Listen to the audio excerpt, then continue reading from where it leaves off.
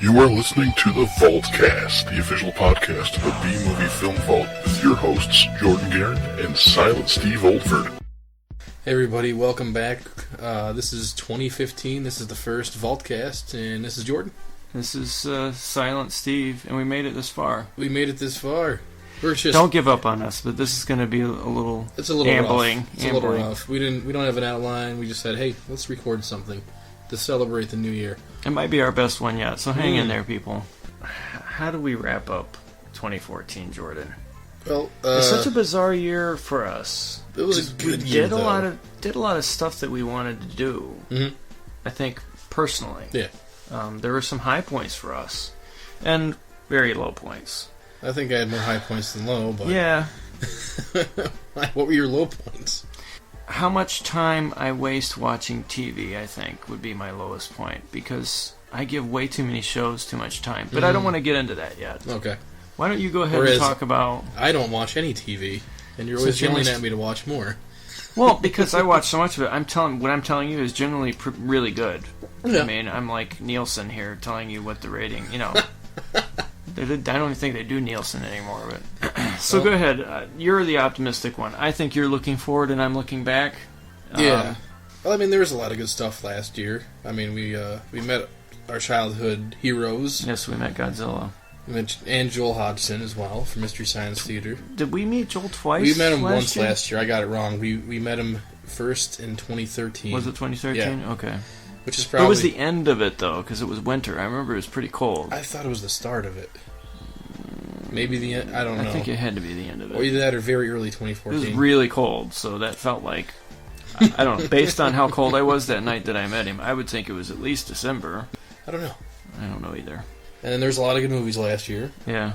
Godzilla came back to theaters. It did, and I watched that again today because I'm the world's biggest Godzilla whore. Are you sure about that? I don't know. You're not the one buying Super 8 films that you can't watch. Oh, that's true. Well,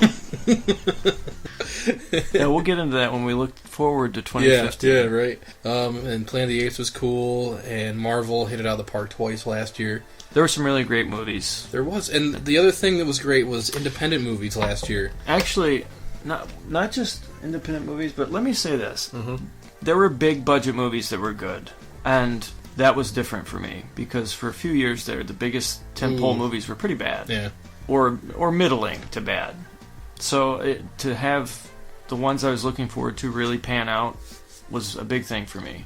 I'm sounding more optimistic than I thought I would. Yeah. But what was interesting about last year too is all the good movies that saw like a limited theatrical release or came straight to DVD. Like I played catch up the last couple of weeks. I watched Snowpiercer and I thought that was kind of cool. Yes, the fish scene. Let's go ahead and talk about that. Spoiler alert for anybody who's seen the movie. Actually, this is like a third way into the movie. Yeah. Well, it's about a class struggle on a train. Yeah, but you're oversimplifying it when you I know say I'm that. oversimplifying it. There's more to the story than that. But there's a scene where all the people in the back of the train, the poor downtrodden, they're fighting their way towards the front where the rich people are. And yeah. Did you love the guy with the tattoos? I loved him. He was such a good fighter. He was amazing. Okay, so keep going. And they meet like somewhere in the center, and there's all these guys clad in black with like axes. Yes, and they're waiting for them. They're waiting for them because they know they're coming. And so there's a brief face-off before. It's sort of like the midfield clash that you get in a huge battle, but it's in a train car. Yeah. And it's like a Wild West showdown. They stare each other down, and then somebody makes but then like the threatening thing is that one of the bad guys holds out a fish. And he slits it open. With an axe, which would be hard to do. And then just like shows him the blood, and then passes the fish around, and they all kind of do it. And let's add that they shout, and this is thematic for our show. They shout "Happy New Year," and then start trying to kill each other. Yeah. It's the most like out of place, bizarre thing to happen. It's worth watching the movie just trying to figure out what's going on there. And it isn't a Korean thing, because I've looked it up, and people are like, "I think it's this, and I think it's this," and it's just like the director's choice, I guess. Yeah.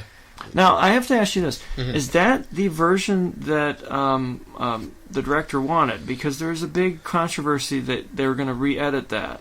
I'm not 100% sure. Is there like an international version and that version, or what? Because that version was really good. That might have just been the version. You think so? Yeah. Well, then, if that's the case, I don't know what Harvey Weinstein was so worried about, because it was very, like, Chris Evans? Yeah. It was very centric to him. Mm-hmm. So, what was he worried about international audiences? I don't know. The Weinsteins are weird. Yeah, I guess. I mean, Jupiter Rising. I lost a lot of respect for him when he, dubbed Life is Beautiful. Ooh. Do you remember that? Yeah. That's such a poor choice. But here's the weird thing about Harvey Weinstein, and I don't want to get off on a tangent because it has nothing to do with 2014. But I live in the tangent, okay? I just dwell in the tangent. The Twilight Zone. Yeah. The weird thing about Harvey Weinstein is he sort of changed the game where before Miramax, the Oscar winners were usually mainstream a little bit. Yeah. People would go watch them, and then he came along with Miramax, and all of a sudden these artsy films started winning Oscars, and it changed the landscape of film. But I think it did it for the worse, because now you have people that will do a small film to win an Oscar, and then a big film, and they'll phone it in. Yeah. Where before you'd do a good performance in a big film to get the award. Yeah. Because it got all the attention. What he did with Miramax really changed cinema for the worse. But he also, what I will say about him, he had a good eye early on for directors. Mm-hmm. I mean, he gave Tarantino a chance. Oh, yeah. And he developed a lot of other great directors that are still around. But still, I mean, I hate the way the awards go right now. Yeah, nobody... I think interest in the Oscars at this point has dropped to an all-time, low. Yes, our next show, and I pitched this to you, and I want to go with it. Our next show will be our own awards show that will sort of be the awards that should be handed out. There we go. And just totally ignore whatever got nominated. And I'm going to wear a tuxedo to your house. Okay, that would be awesome, actually. I'll rent a tux, and I'll show up at your front door with the microphone in hand.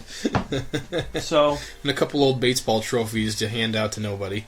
So you saw Snowpiercer. What was the other one that was small that... there's a few Horns with Daniel Radcliffe. Yes, I've heard of that, and I want to watch it. Everyone in this town is going crazy. I think it's because of me and these horns. It was very surprising. I can't hammer down what genre it is because it's a drama, it's a horror film, it's a fantasy film, it's a love story, it's everything. Is it well done, though? Because we just watched a horrible movie where we couldn't nail down what it was. It was very well done. It runs a little long, but it's like a murder mystery, too, so... I kind of secretly root for Radcliffe because he doesn't have any kind of leading man appeal. He's I think he does so well in this movie. He is a kid who happened to look like a fictional character and got a job, and then is doing the best he can with it. And he's sort of like an ordinary short everyman. Yeah, he could be like the Dustin Hoffman of our age, maybe. I don't know about that. But it's a role he definitely took because definitely took this role. He took it because it's so against the character he played growing up. Well, yeah, that's why he did Equius, where he made love to a horse on stage, right? Or something like that. I forgot about that. Yeah. He's been trying to distance himself from Harry Potter. This is him distancing himself from Harry Potter because he drinks, he smokes, he screws a girl, he curses, he grows horns, and it's actually apparently very cool did a lot movie. Of that in real life, too. Except for the horns part. Well, we don't know about that. He had a magical life. Also, Housebound from New Zealand. I got a shout-out for that one, too, because... Yeah, you've been raving about that, and you should have brought that over tonight, because I would have rather watched that. You should have brought that over somehow tonight. But it took me by surprise, because I thought it was going to be... it's got good reviews, and I was like, oh, it looks like a generic, haunted house movie. And it was hilarious, first of all. It's a very funny movie. Yeah. And it turns things on its head, because it's more like, I told you, it's like New Zealand's People Under the Stairs. When you put an overactive mind in an inactive environment, there's bound to be complications. I don't need a counseling session, I just need to get out of this house! Is it just like that, though? Because that's the only thing I can compare it to. But it's enough of its own thing? It's enough of its own thing. And it's not disappointing in any way, like Babadook?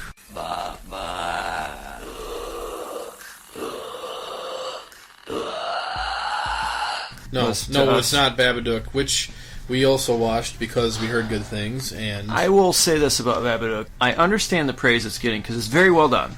But there was nothing that felt original about it. It really just felt like The Shining contained to a house. Mixed with Mommy Dearest a little bit.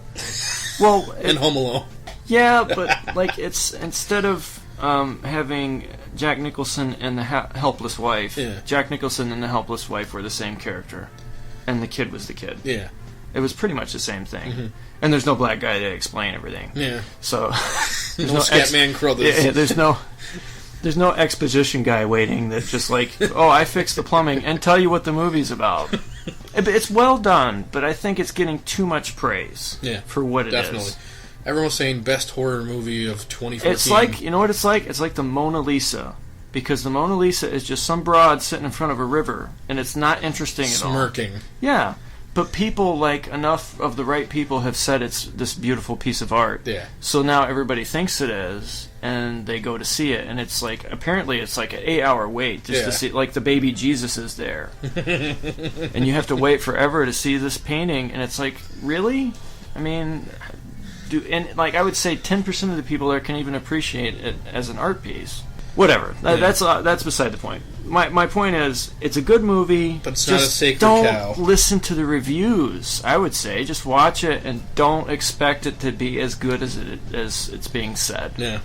What really upset me was that the director of Exorcist... William Friedkin. Yes. There we go. He also did Sorcerer. Sorcerer. That's what you should have brought up. I know. I'm sorry. Friedkin said it's the scariest movie he's ever seen. Oh, the director of The Exorcist said this. The director of the first scariest movie you've ever seen says this new movie is the scariest movie you've ever seen? It isn't the scariest movie. No. It's interesting. But it's good. It's interesting. It's very good. It's just... It's the weird thing where you just don't listen to anyone before you watch it. Yeah. I think if you discovered it, you'd like it a lot better than listening to anyone about it. Okay. Go ahead. All right. I'm going to be totally edited out of this, aren't I? It's just going to be you talking and laughing at nothing. Yes. Yeah, everybody will think I'm insane that you don't actually exist. Oh, so it'll be like the Babadook. Yeah. Wow, did we just spoil the movie for anyone? Whoops. So okay, go ahead. Those are pretty much... you're talking about smaller movies that you caught. Yeah, those are... that's pretty much like the bulk of the ones I saw that like impressed me. Yeah. Because there was another one I kind of enjoyed, but I was disappointed with the... it's called Late Phases, and it's... I can't remember the main actor's name, but it's the guy that wrote Stakeland. Yeah. Which is also getting rave reviews when it came out like last year, I forget. Okay. But it's about this old blind war vet who's stowed away by his son at this elderly community in the middle of the woods. Yeah. And like the first night he's there, werewolf attack, kills his neighbor, attacks him, and he survives. So the whole movie is just this blind war vet preparing for the next full moon, and it's a really cool concept. None of the neighbors saw any sign of this assailant. It's just an animal attack. This has happened before. Attacks like these happen all the time. Where it falls apart is the werewolves don't look that great. They're all they're done with practical effects, which I appreciated, but the faces of the creatures and everything were very like cartoonish. So I'm going to segue from what you're saying yes. here, because you're talking about things that came out this year. Yes. But there's something you watched this year that surprised you. Yes. The giant rat movie that's made in Canada there. Oh, Deadly Eyes. Yes, Deadly Eyes. Yeah. Let's give a shout out here to Deadly Eyes. Go find Deadly Eyes. They have been here since the dawn of time. They're here now, waiting, watching.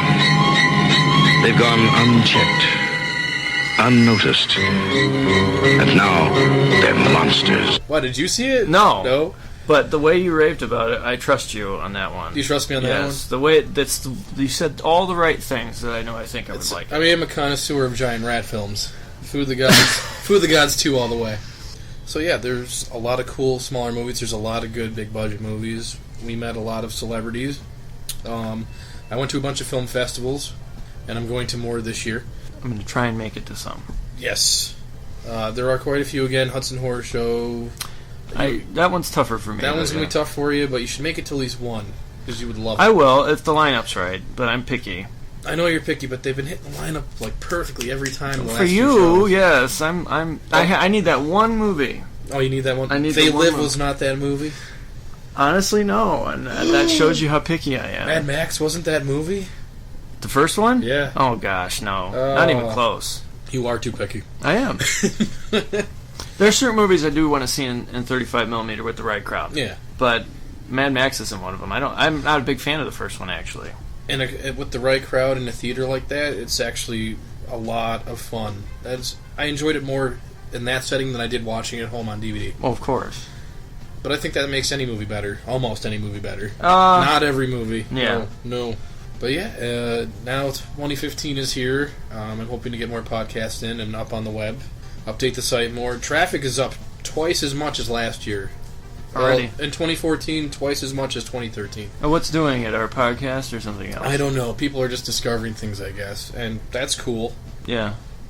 Maybe Google changed their algorithm or something. I'm actually further down the list when you type in B-movie. Are you kidding me? Screw you, Google. Put that in your algorithm. Yeah. But no, Okay. it's been, for the site, it's been a great year. For the podcast, it's been a great year. We've gotten good feedback for the most part. It's a recent development, but Yeah. I'm really I'm really proud that I finally contributed a written article to I your was surprised that you did. Because I've known this man for the better part of a decade, and I don't have time to write anything. I don't have time to write anything. I'm an there's so many reasons I should have written for your site, because I'm an English major and I minored in cinema, and I watched all the same movies as you, so I should have. For the most part, yeah. Yeah, I should have written something sooner, and I didn't, and it took a troll to get me to do it. So now I know how to get you going. no, don't start another account and hunt me down on Reddit, please, because that was actually rough on me. And trolling, I discovered this year that trolls really hurt your feelings, and you don't know who this person is, but like they will say something that cuts you deep. And the worst part is you can't put a face to it. You can't really judge them. Yeah. Well, we did judge one guy because he was like a Pokemon fanatic, but I could it was like a deleted account. This guy that sent me a message. Yeah, so I don't know if he created it just to troll me or what. No, he probably got booted for being a troll. That's irrelevant. This year I discovered it hurts to say mean things to someone, and I knew that before. After all these years, they're like, stop arguing with people on YouTube. Yeah. And then somebody said something and you're like, ouch. Well, the difference with you is that you will scroll down and pick a fight with somebody who's a moron, and I don't understand that. But when somebody seeks you out and picks you apart for something you said or did that wasn't even that bad, it really bothers you. Yeah. That's okay. That article was part of the healing balm. Yours the healing process. Oh, I feel better about it now. And you feel great, and congratulations, it's the most read thing on my site for three weeks running. Have a drink. So, here we are in 2015. Yeah. I mean, aside from the dieting thing, have you made any resolutions movie-wise this year? You would ask me that. I would, because I've made some movie resolutions this year. One resolution I'm going to make this year is to maybe be less of a curmudgeon. Give things a chance. Give things a chance. I think going into a movie really affects, how you feel about it going in really affects how you feel going out of it. Yeah. And I discovered that with The Hobbit, which we should cover. And it's good that we're doing it in this. I don't have enough to say about it to do a whole show. Yeah. Do you want to talk about your feelings about that now, or do you want to finish the question? Well, maybe I can tie it into everything. Okay. We're good at that. You have but one question to answer. How shall this day end?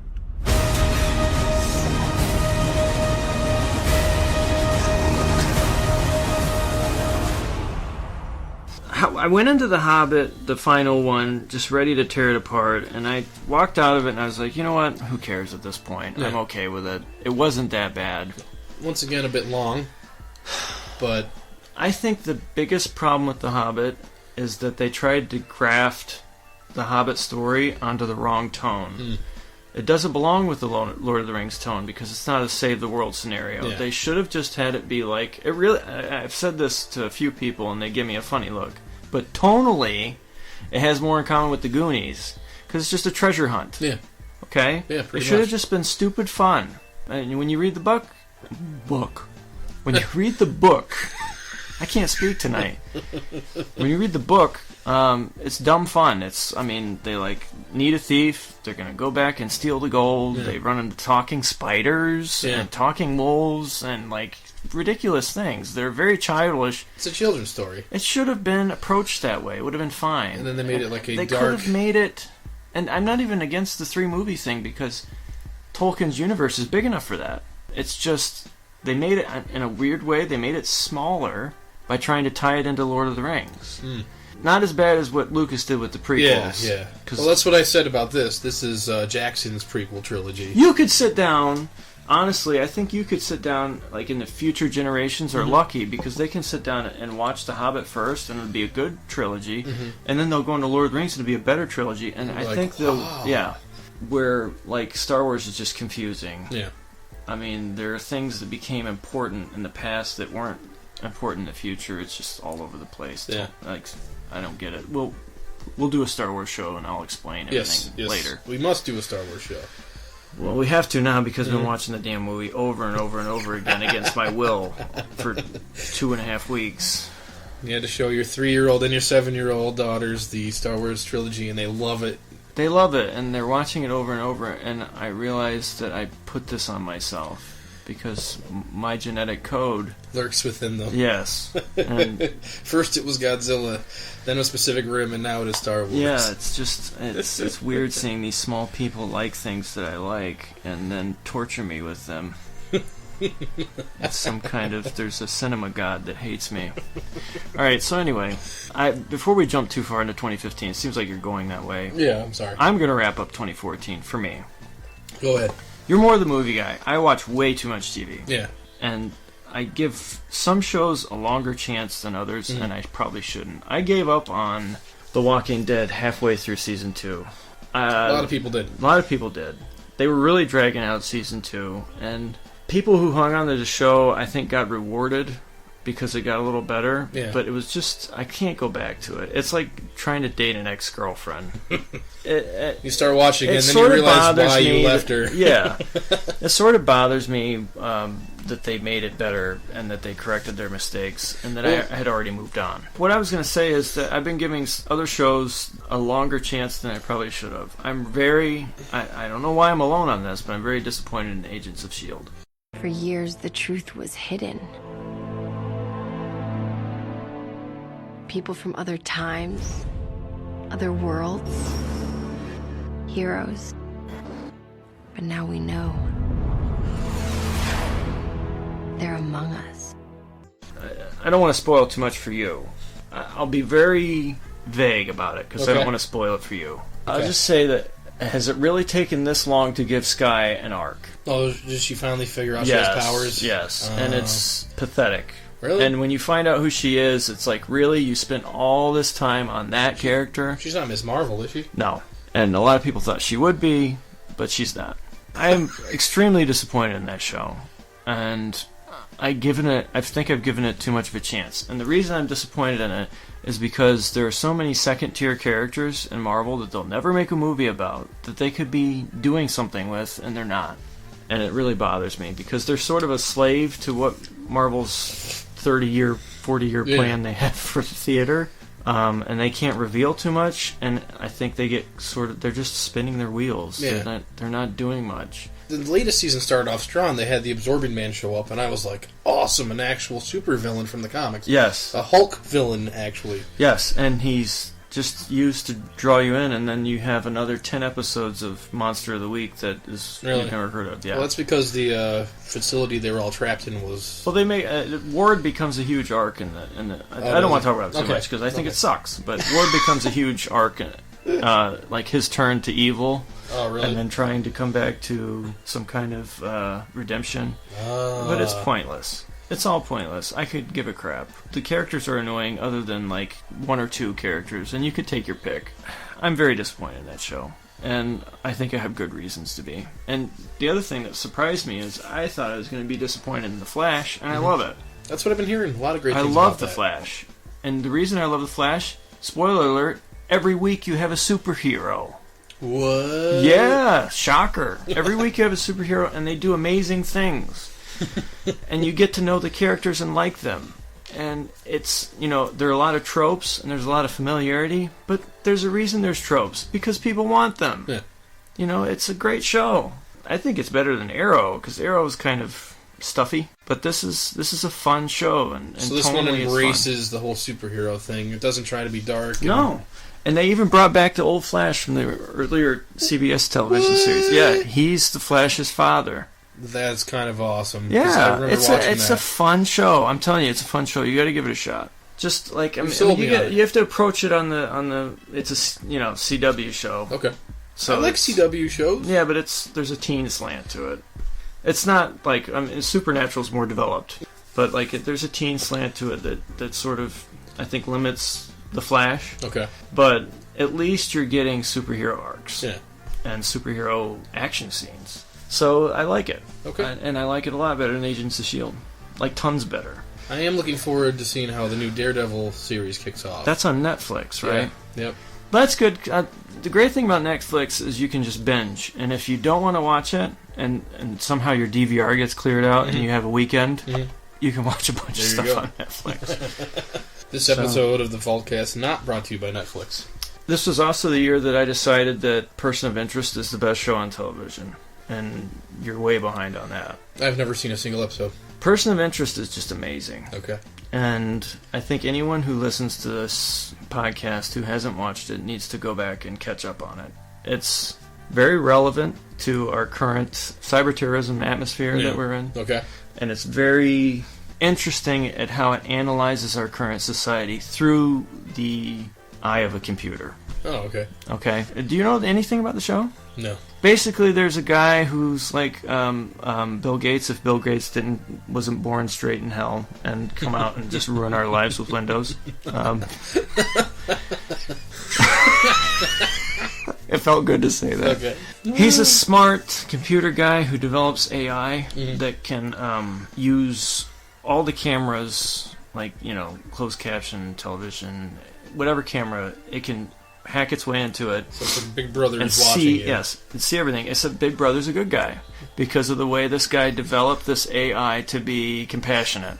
The problem is everybody wants it because of the capabilities of it, and so he's the person of interest. No. So he's not the person of interest. No, he's not the person of interest. That's the hook for the first season, basically, that the government buys the use of this computer program to fight terrorism, but it doesn't care about domestic stuff. But the computer sees everything. Yeah.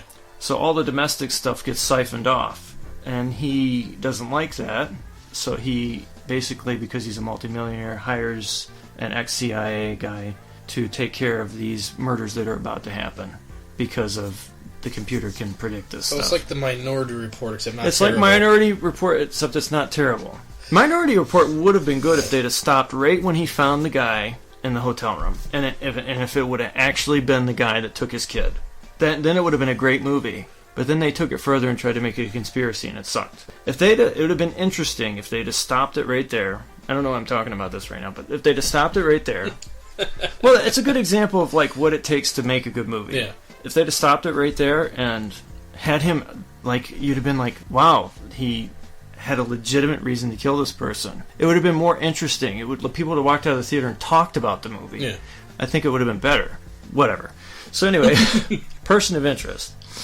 As the show develops, it's one of those shows that like takes what works and makes it work more. Where the show's at, we're at the best season in season 4, and I'm shocked at how awesome they're making it. So you gotta watch it. It's basically just amazing. Okay. You gotta check it out. Okay. Well, that's my list. The Flash. Oh, your list. Oh, don't start. It's, you know what it's like? I'm gonna die Your ever-growing list is worse than a Netflix queue, because at least a Netflix queue, you like pay attention to it and like look at stuff. Funny story about my Netflix queue. I spend more time adding and subtracting movies from it than watching them. Yes, that's what I'm talking about. The way I'll wrap up 2015 is this. 2014? No, I'm talking about in the future now. No. Wait. I'm going to wrap up 2015 by buying some Back to the Future shoes and seeing Jaws 12 or whatever it is. Back to the Future 2 is full of shit. Fuck you, Marty McFly. I never really thought there would be flying cars because just the insurance. Those do exist. Where? They're ridiculously expensive, and they can only fly short distances, but they made a bunch out in California. Okay. They're like $1 million a piece. The other thing I'll say about television is this. It got better than film. Yeah, you've been saying that for a while. It's exceptionally better than film now. And I think we have DVR and DVD and Blu-ray to thank for that, because now you can have a however many hour story that's linked all together. I think the limitation of film is that people's asses will go numb after 2 hours. There's only so many arcs you can do in a 2-hour frame. But in a frame that can be broken up, you can do whatever you want. It can become realistic, it can become believable, it can become compelling, it can become everything that film has not become lately.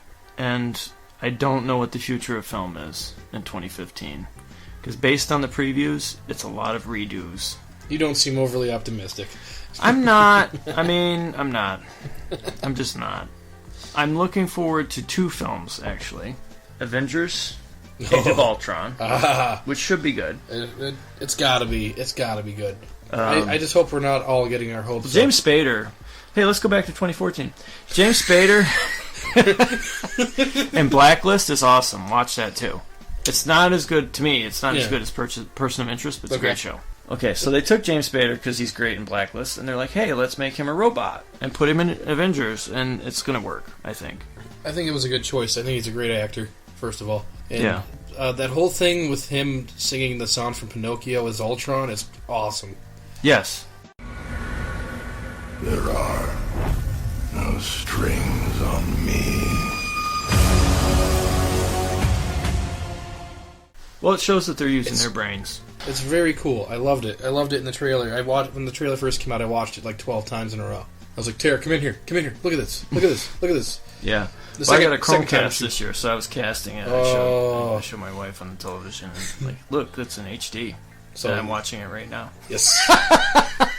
It's the future. Yeah, that's definitely one of the most anticipated movies for this year. Well, yeah, it'll break the bank again. On the other side of the coin, Ant-Man, I'm not sure how I feel about it yet. Marvel hasn't gone wrong yet, though. Well, they've taken some missteps, but they haven't failed yet. Yes. But there's nothing I just am disgusted by. It's not quite like what DC has done. DC has disgusted me a few times. Depending on who you are, the latest Superman. That movie was polarizing, because people are still arguing about it. It wasn't good. I don't care who argues about it. We're on that. We are on the same team there. But I've talked to people that have loved it. I think if you love it, you love Superman's abilities more than his... That's it. Because he's so powerful. Oh, God, look at him. He can punch people through buildings. Yeah, I think if you love it, you like his abilities more than his character. Mm-hmm. But his character is incredibly important. He didn't have any character in that movie.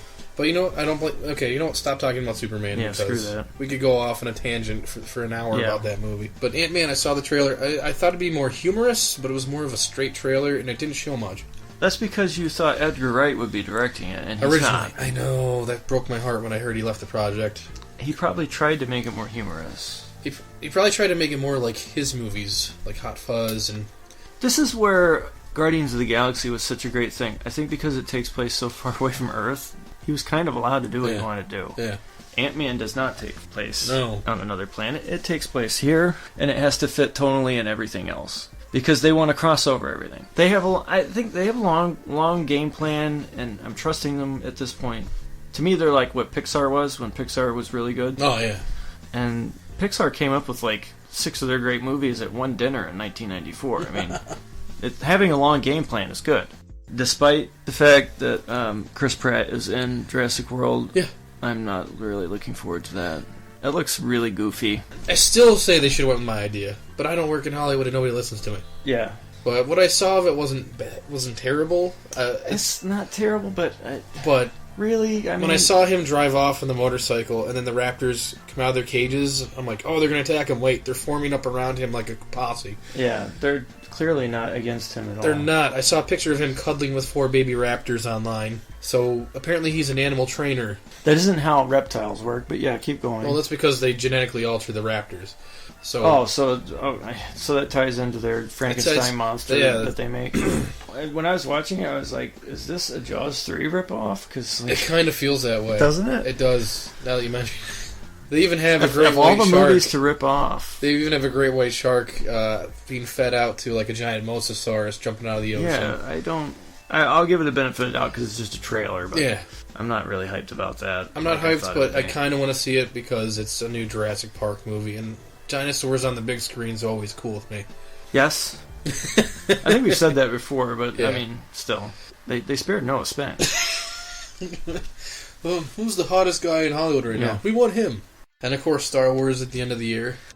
There has been an awakening. Have you felt it? The dark side. And the light. I wish we could see more. Abrams, I'll give Abrams this. He's good at mimicking things, and you pretty much will. I think he's going to mimic the right movies. Yes. I would be surprised if he mentions the word midichlorian. He's not that dumb. It's never been mentioned since that first movie. I think No. this is going to be a cleansing kind of movie. Yeah. And I hope that's what it is. I don't have like great expectations as far as... I think it's going to be a movie that passes the baton on to a new generation because they have Yeah. the original cast members. They do, and they already have Luke sort of having an Obi-Wan beard. Mm. Yep. Like the good Obi-Wan. Yeah. And The real Obi-Wan. Ewan McDonald did what he could. I know it's his name's not McDonald, I know. No, he did what he could with the horror. That whole cast did what they could with the worst script ever written. So Most of the cast attempted to do something. it's not the worst script ever written either. I think the one we watched tonight was pretty bad. I even forgot what that movie was called. Raw Force. Only 2 words describe the power and fury of this unstoppable team. Raw Force. Don't ever watch... If you have 90 minutes to do whatever, don't watch Raw Force, because... Unless you enjoy bad movies with lots of pointless nudity for the first 40 minutes. Yes. So that's my plug for And a not guy watching. and a guy doing a jump kick into the side of a van and knocking it off the road. If anything, look up the... If it's on YouTube, look up the bathroom fight. That's pretty much the only reason to watch the movie. Right, so moving right along. Yeah, those are the 2 movies. Those are the 2 that you're looking most forward to. I don't really know. What else is coming out? Let's see, what else is coming out? A new Fantastic Four. I'm tired of reboots. No, this one's going to be good because It's not. the Human Torch is going to be a black guy, so people are already up in arms over that. I'm not. Okay. It's no big deal. It isn't a big deal. It's like when people got up in arms about Idris Elba being in Thor. Give me a break. I mean, the guy's a great actor. It doesn't matter what... They also got upset when they recently announced they would like him to be James Bond. I would love him to be James Bond. Yeah, a lot of people are like, no, he has to be white British. Why? I don't know. Why? Because all the other ones have not been as cool as Sean Connery. Yeah. You might as well try another race. Why not? It's like the white... Roger Moore is no Sean Connery. Yeah. I don't care what anybody says. Okay, and there's... What's his face there? Who's the Timothy new one? Dalton. No, Oh, Timothy Dalton's hilarious. I love those ones. No, Dan McCraig. Daniel Craig Yeah. has all the personality of a white crayon. When you watch those movies, they're Bourne movies. They're Jason Bourne with the James Bond tux on. They're like that's not interesting to me at all. How about the new Terminator movie, Terminator Genesis? Did you see the preview? Yes. It's all wrong. John sent me here to save you. From the Terminator that was sent back to kill me, but we already took care of him. I've been waiting for you. That completely retcons the original movies we've come to love. For one thing, I hate the fact that there's been enough retconning for the word retcon to exist. Why is the word I would say about that movie? We get twice the Arnold action. Why? Why did they go that route? Because they ran out of ideas, so they're like, hey, let's start a new franchise. No, they did not run out of ideas. The problem is that the people with ideas aren't allowed in Hollywood anymore. There's so much nepotism. Anybody with a good idea is just shut out. They want a guaranteed product. But the problem with a guaranteed product is that it doesn't exist when you're using something that somebody's seen before. I gave them a benefit of the doubt until I saw that preview, and I was like, I'm not watching that, because it just looks stupid. It just looks stupid. The other part that made me cringe, when Arnold jumps out of the helicopter and he says, I'll be back. And then he dives headfirst into a helicopter and destroys it. I actually wanted to... But it was old Arnold. I physically turned away from the screen. Okay? That's how revulsed I was. Really? The whole I'll be back thing wasn't the saying. Yeah. It was what he did that made that great. So rather, you're going to stand on the shoulders of giants. Well, it's like Yippee-Ki-Yay, motherfucker, for Die Hard. Like, it meant something. It meant something in the first movie because it was part of a conversation. By the time they reached part 5, he just says it just to say it. I didn't see part 5. Don't. 4 was so bad. No, 4 was good compared to 5. Don't see 5. 4 was good compared to... Okay. Yep, that's how bad it was. Thank you for watching everything for me, Jordan. No problem. Okay, so go on. I'm here to help. What about Ted 2? I don't know. Come on, there's got to be something here. I actually and I like Seth MacFarlane. Yeah. I just don't know. The human ventriloquist dummy, as I call him. Am I one of the only people that actually thought A Million Ways to Die in the West? No, we both liked it when we watched it. Yeah, I liked it. I liked it a lot. I thought it was funny. I didn't go see it because all the reviews were poisonous. I'm like, oh, this might not be a good movie. It ended up being good. I don't understand.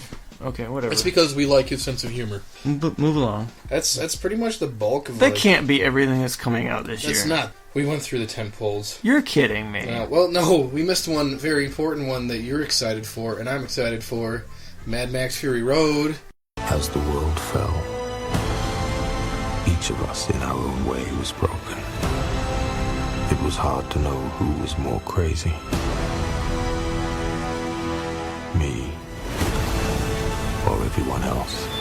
Oh, that's the other movie. That's the one we're looking forward to the most, I think. That looks like the most beautiful movie ever made, just based on the trailers. It is a beautiful movie. Look at all the hues of oranges and blues. I've never seen so many bodies flying around explosions that just made me want to weep tears of joy. It just looks gorgeous. I think they created like 300 or around the area 300 cars to smash up for the movie. That just makes they don't do that happy. Anymore. That makes me so happy that he did that.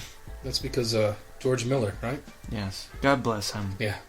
God bless the man who not only did the Mad Max trilogy or quadrilogy. What do you call 4 movies? It's not a quadrilogy. If you say reboot, I'm going to smash you in the face with your computer. I wasn't saying reboot, you bastard. How dare you?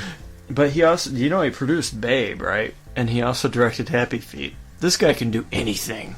I didn't know that. And as long as he's wearing a scarf, which he always does, yeah, he's happy. He might be yes, he did Happy Feet. He produced Babe, the pig movie, which wasn't that bad a movie for kids. I like Babe. I actually like Babe. I like the message of it. It's about how. Are we getting into Babe now? Yeah, we're getting into Babe. God damn it. I'm not gonna get into Babe. Okay. I eat bacon every morning. We're not gonna get into Babe. I had bacon today. It was delicious. All right, go ahead. One that I would like to see more of. Disney's keeping things under wraps. Tomorrowland. Oh yeah, I like that guy. I like Brad Bird. I think he's a great director. I mean, he did Iron Giant, then he did Incredibles, which right there, 2 of the best movies ever made. Although I love the Incredibles. Iron Giant, good but kind of boring. Yeah, but for a kids movie, Hogarth. Yeah, it's a great kids movie. What name's your kid Hogarth? I don't know. I'm sorry, I can never wrap my head around that. Okay, Iron Giant has a cult following. Yes. Incredibles has the best action sequences of that decade. God, does it ever? And then he totally revitalized Mission Impossible. That was the best Mission Impossible movie. Did you watch that, Ghost Protocol? I didn't watch any of them. No, I seen part 2 and I laughed my ass through it. Yeah, the John Woo one is not good, but watch Ghost Protocol. When Tom Cruise came through the exploding doorway and the doves flew in behind him, I lost it. It was funny. Wasn't that funny? Because where were the doves? Alright, so no, Ghost Protocol is really good. If you watch another one, watch that one. Yeah. Okay. It's excellent, in fact. I would put it up there with like a subpar Indiana Jones movie. We've been wrapping up 2014 by looking at 2015. So what does that say about 2014? Like I said, 2014 was a good year for me, not for everybody, obviously. It just means we're looking forward to the future? I think it means that the only thing that most entertainment offers us is possibility rather than product. Well, like you said before, people get more excited about the trailers than they do for the actual films anymore. Yeah. Which I find weird that we have trailers for trailers now. See the teaser for this movie. Yeah, teaser for the trailer, and then what the trailer hell's for that the movie. all about? Like, it used to be, okay, the trailer's going to be on the Super Bowl, and you'd watch the Super Bowl, and like, hey, there's the trailer. That was the extent of it. Now it's like, it's driving me nuts. That was back when movies were good, Jordan. There goes the optimism. Yeah, there are still great movies coming out. Yeah. It's just, it used to be a lot more, but there were a lot more movies coming out. I think the problem is that in the past, there was like 1 or 2 tent poles. Yeah. And now there's one for every month. And in the past, Hollywood didn't put all its money into a few projects. It would have tons of different movies and see what panned out. Yeah. Maybe it's the changing economy. I don't know, but like they don't really seem to have faith in any kind of new thing. They want something that's guaranteed. Which is why it's good to give the independents a shot. Well, now. that's why trailers are more important now, because you can get somebody excited for something they are familiar with. Yeah. But then when you show it to them, they're like, I know everything that's going to happen in this. It's not exciting at all. You know? Yeah. It's true. Very few movies shock you and surprise you anymore. You're right. No, they don't. I very rarely get shocked anymore. But I've seen some horrible things, so... I've been to the cinematic Nam, and I've come back, and nothing will ever be the nothing's the same. same after that. Now go throw your mutant baby in the oven, and then shoot yourself in the head and wince in pain when the squib goes off. Okay, you're talking about a specific movie. Combat Shock. Combat Shock. Meet Frankie Dunlop, decorated war hero, ex-prisoner of war. But when he returned home, nothing had prepared him for the nightmare that would follow. Combat Shock. It's a trauma movie. Don't watch it. Unless you like trauma. If you like trauma, it's totally a trauma movie. Well, they movie. didn't make it. They bought the rights to it and released it. Yeah, but it fits right into there. I mean, you laugh right away because... Okay, this is another tangent. Why do you do this to me? You laugh right away when you watch the movie because... It's obviously like take 15 because he's walking through his own footprints. Do you remember? He's supposed to be lost in the jungle, but he's walking through his own footprints. I love sloppy stuff like that. Like if it's not on a big budget scale, because you should have enough smart people around to tell you, that shouldn't be. But seeing it in a low budget is hilarious. Yeah, sometimes it works. And forgivable. That's what it is. You can forgive it. I'm just waiting for a movie that's just effortless to watch. I think that's the neat thing about watching Star Wars over and over because of my 3-year-old. Yeah. Is that it doesn't pain me to see it, and there's nothing that's cringy in any part of it. It's just that's the best thing about the original trilogy. Mm-hmm. It's just effortless to watch. It's just everything that happens the way you want it to happen, and it just has the right ups and downs. And a lot of older movies did that because you had people that were very good at telling stories. Yeah. But now everything's like, I don't think anybody's good at telling a story anymore. Some come close. If you can't just explain in a sentence what a movie's about to your friend, we've already gone through that. Yeah, we talked about Transformers. But there's a lot of movies like that. If you can't really sum it up in a sentence, you haven't written a good story. Yeah. I mean, you can expound from that original idea, but if people don't know what your movie's really about, or your television show, or your whatever, if you can't just sum it up somehow, that's the soul of the term word of mouth. Yeah. Generally, when a movie takes off word of mouth, it's because your average Joe can go up and say, oh, you got to go see Frozen because it's about this. You know what I mean? Which I still haven't seen. I haven't either. I've dodged that bullet. Yep. Well, you don't have kids. Yeah, so but I still it's like easy to see, for you. I still like to see kids' movies. And Good ones. Last year we had a lot of good ones. Because you're going to watch movies with my kids. Okay, so... Listen, okay, for all our listeners, we look like gay dads when we go to the movies because it's me and my kids and Jordan. We really do. It's like he's like my life partner, and he's I'm backup dad. Yeah. Yeah. I still can't get you to hold my hand in public. Yeah. But no, all that aside, no, we saw a lot of good kid stuff last year, though. Well, Lego Movie, of course.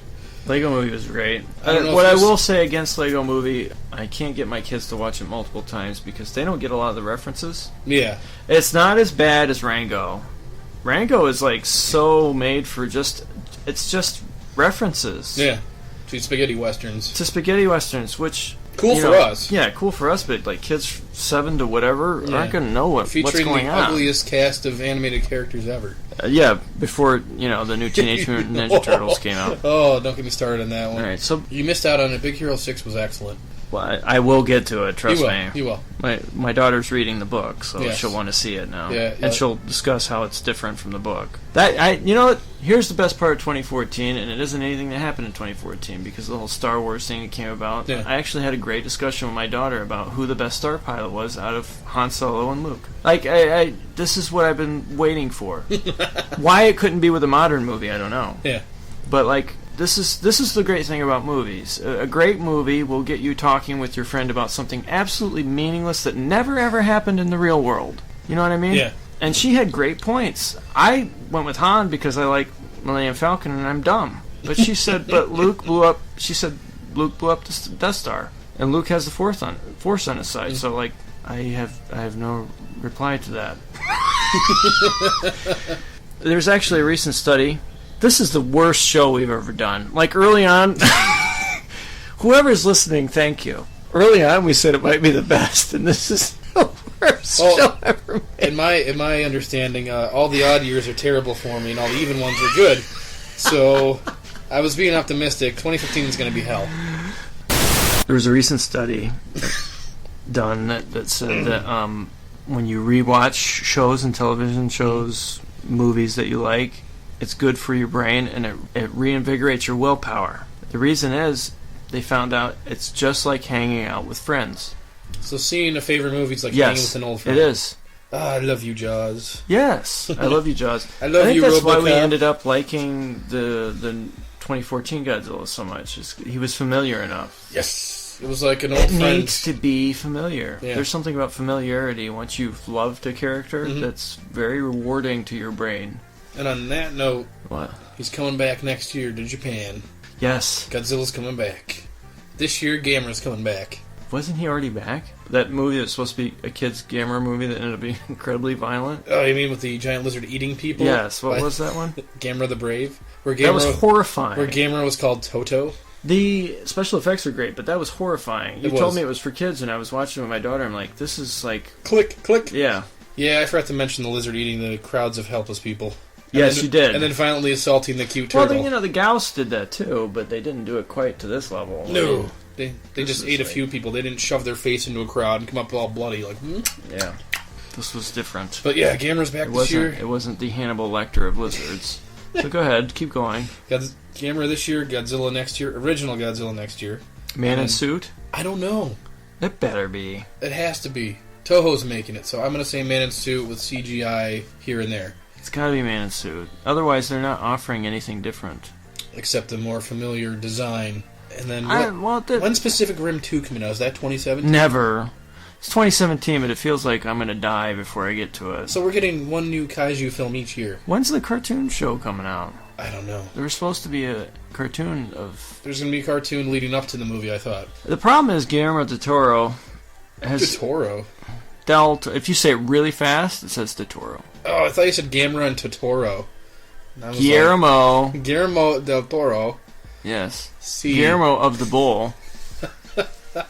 Like, he's in so many projects now. And he's got a television show. He's got... Actually, I think he's got another television show. Really? And he's got his vampire movie, and he's got this and that and this and that. Is his H.P. Lovecraft project dead? Yes. That's sad. Every H.P. Lovecraft project is dead, except for that beer. Except for the Narragansett H.P. Lovecraft beer. You see what I said about that? Yeah. I thought it was a great comment. Even Quint can't crush this can. No, he's just got too much going on to get it out right away, and that's fine. I mean, I think maybe we should be patient, Jordan, as long as we get a good movie.